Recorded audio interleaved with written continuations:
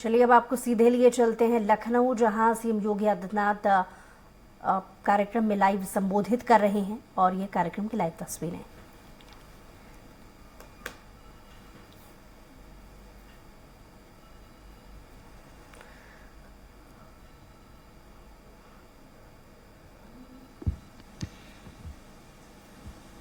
ये सहकारिता का ही एक आदर्श उदाहरण है। लेकिन एक समय सहकारिता के इस कार्य में सेंध लगी, गलत तत्व इसमें हावी हो गए और खासतौर पर देश की सबसे बड़ी आबादी के राज्य ने इसकी बड़ी कीमत चुकाई।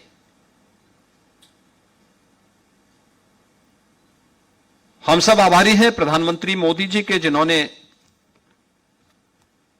2019 में दूसरी बार प्रधानमंत्री बनने के बाद के लिए एक बड़े अभियान को आगे बढ़ाया जा रहा है। उत्तर प्रदेश में पैकेजिंग इंस्टीट्यूट खुल रहा है। All India institute of packaging की स्थापना उत्तर प्रदेश के लखनऊ में हो रही है। डिजाइनिंग इंस्टीट्यूट की स्थापना हो रही है। अन्य तमाम नए तरीके से इसको आगे बढ़ाने का कार्य हो रहा है।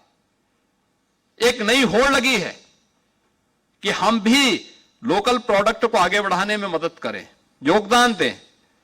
और मुझे लगता है कि ये सभी एक साथ मिलकर के आगे बढ़ सकता है। बहुत अच्छा कार्यक्रम इसके माध्यम से हम आगे बढ़ा सकते हैं।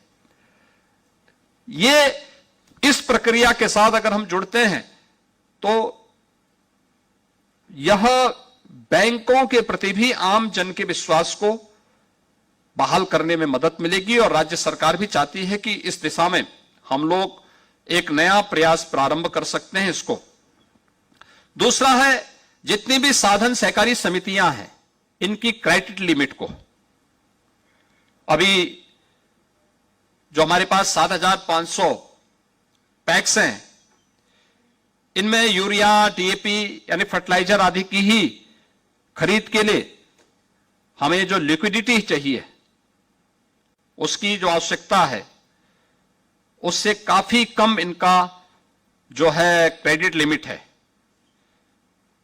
जबकि जो प्रदेश की आवश्यकता के अनुरूप पर जो पैक्स है, उसको 10 लाख की क्रेडिट लिमिट आवश्यक है। इस संबंध में मैं चाहूंगा कि इस पर तत्काल हमें कार्रवाई को आगे बढ़ा करके जो 7,500 पैक्स हैं, इसके लिए 10 लाख की जो क्रेडिट लिमिट है, इसको हमें आगे बढ़ाना चाहिए, जिससे किसान को इससे सहूलियत होगा और हम इसको और अच्छे ढंग से आगे बढ़ा सकेंगे। राज्य सरकार इस संबंध में पूरा सहयोग करेगी। आने वाले समय में कृषि विभाग के साथ मिलकर के हमें फसली ऋण के बारे में विचार करना चाहिए। और मैंने तो ओडीओपी में एमएसएमई विभाग से भी कहा है कि ओडीओपी में या विश्वकर्मा श्रम सम्मान में हम जब बैंक से किसी हस्तशिल्पी या कारीगर को पैसा दिलाते हैं, डिजिटल पेमेंट के साथ हम उसको जोड़ें।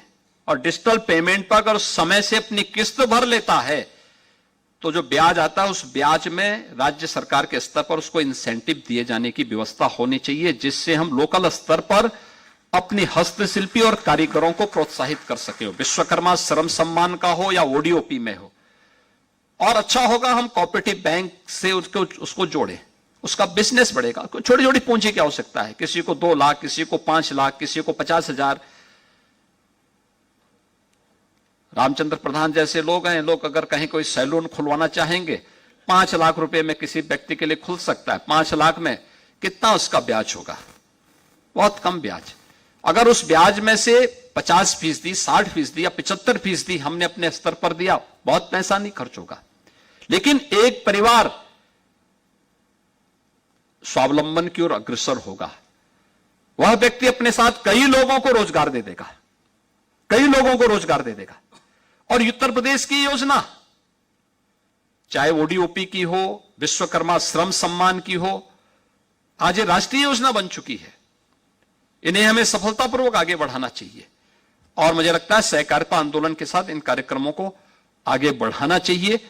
आज के इस अवसर पर एक बार फिर से मैं बीपैक्स सदस्यता महाअभियान के अवसर पर टोल फ्री नंबर जारी होने और इस महाअभियान के शुभारंभ के अवसर पर अपनी शुभकामनाएं देता हूं और विश्वास व्यक्त करता हूं सहकारिता विभाग उत्तर प्रदेश सफलतापूर्वक आदरणीय प्रधानमंत्री जी की मंशा के अनुरूप सहकारिता आंदोलन को सहकार से समृद्धि की ओर अग्रसर करने में अपना पूरा योगदान देगा। और मैं शासन की ओर से सहकारिता विभाग को इस बात के लिए आश्वस्त करता हूं कि राज्य सरकार पूरी मजबूती के साथ इस सहकार